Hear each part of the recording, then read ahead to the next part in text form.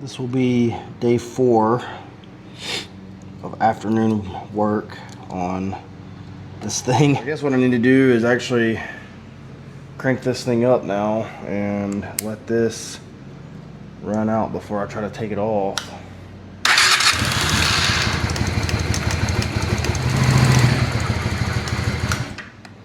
Alright, pretty simple. It should be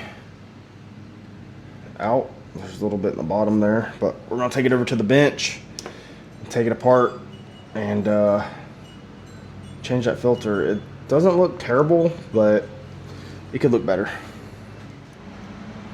And it's just a unscrew, loosen it up, maybe.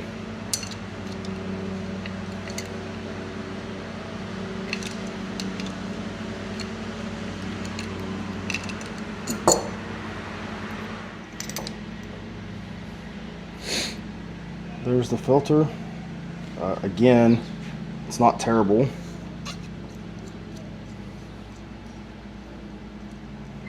But we're gonna clean it up anyways. Put a fresh one in.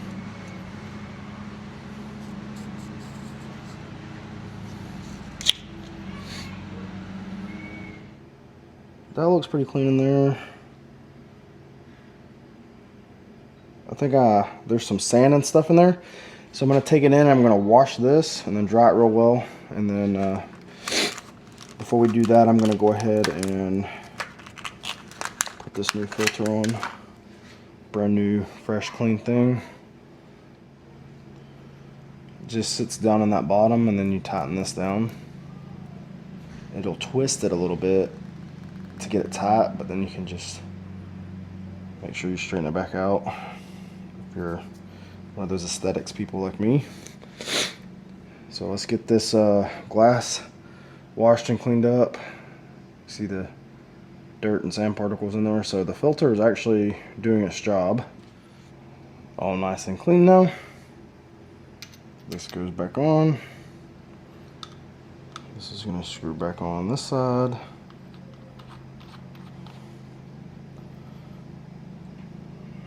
And tighten.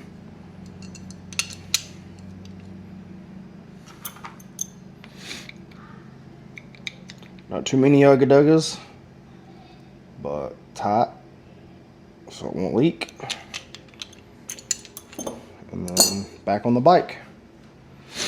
The filter is labeled in, and of course it's not labeled on the top because if this is in, then that's got to be out. So we'll do in from the tank and then out to the pump. Bring the ring clamp up. I like to tighten it down to pretty snug with a screwdriver.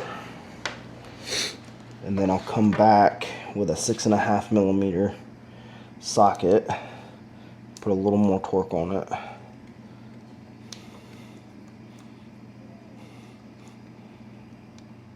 Little tiny 6.5.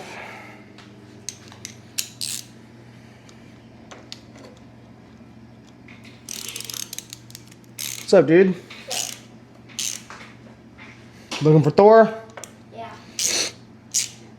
Let me grab him for you. I'll tell him to come out. My dad said my dirt bike's too small for me. Yeah? And he wants me to try Thor's. Oh, really? Yeah. Cool. You think you can ride his? No. No? I don't know gears. It ain't that bad.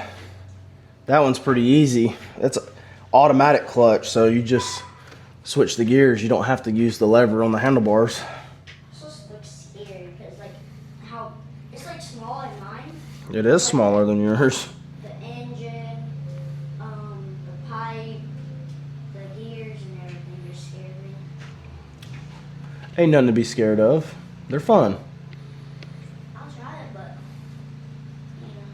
I'll do it one day that I can ride mine. Yeah? Yeah. I tried to go through my trail there. I went through it, but the other way, where it goes down, where my camping thing is, down there, Yep. down through there. Got stuck. Got stuck in the creek. Yeah. Dang, dude. I had to push it all the way up. So we made it right through. Okay, next up is the air filter. And I'm gonna be honest with you, when I built this bike, the air filter was brand new. So I didn't put a new one in it. And I have not looked at it since. So there's no telling what I'm gonna be getting into here.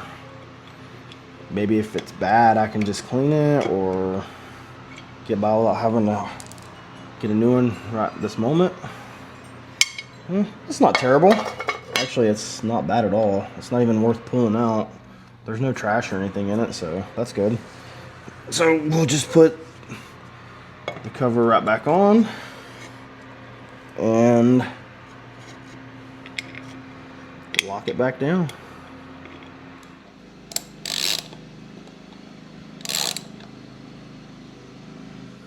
Next thing I'm gonna do before I roll it out and wash it is I'm gonna take this sissy bar off. Kind of torn with this thing. Functionality is great. I can leave it on and my backpack will mount right to it, or my lunch bag or whatever. But looks, I'm just not a huge fan of the way it looks most of the time. And then sometimes I look at it and I'm like, you know, it don't look that bad really. But for whatever reason, I want to go ahead and take it off and run without it for a little bit. And then you may see a video down a month or two down the road and it be back on. Actually, when I got this bike, it didn't even have any of the mounting hardware, and it wasn't like, I wasn't even sure if it fit this bike. I found all the hardware and got it cleaned up, polished the chrome. It had some rust in it, got the rust out of it, conditioned the leather, got it cleaned up.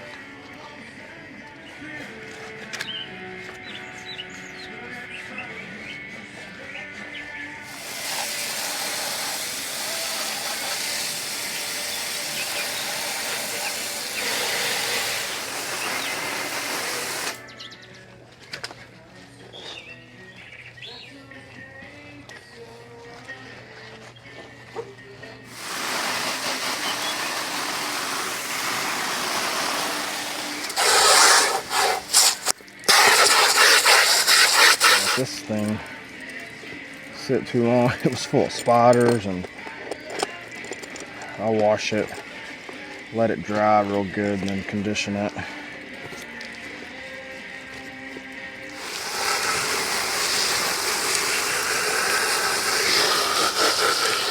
You use a sham. This is made by Aqua Dry. I like to use these to dry off. Combination of this and air sometimes. I also usually don't put it on the stand after every wash, but I do want to clean and wax the chain, so I just went ahead and threw it up on the stand to make things easier in the long run.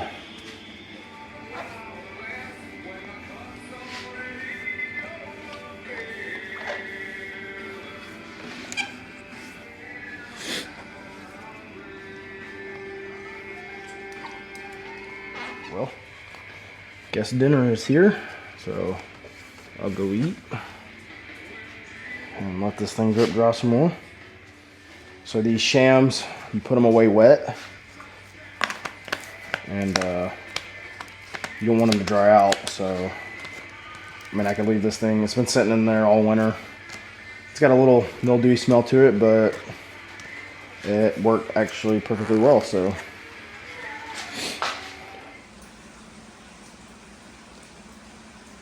While the phone's been charging, after I ate dinner, I've got this whole side polished. I've got the wheel polished, the tire dressed, indicators polished from here over, polished the bars, and same thing on this side from here over, polished the indicator on this side. My forks, cleaned and lubed the chain, dressed the rear tire, polished the rear wheel, polished the brake lamp, polished the speedo. All I really got left is to polish this side motor case and valve covers, and then the gas cap. Wax or ceramic coat. I haven't decided which one. I have both. I'm gonna wax or ceramic coat the entire bike, including the front, new front fairing and windscreen, and then wax my tag cover, and that'll be it. We'll be ready to ride. Busy day tomorrow, doing other things. So as soon as I can get around to it, I will definitely be riding. So I hope you guys have enjoyed this series. Be looking out for moto vlog style content in the near future. I've got a bike night planned mid-May, and there's been some other rides that we've talked about as a group, some of us. So be looking out for that content, and of course more boat content since it is summertime. But I'll catch you guys on the next one.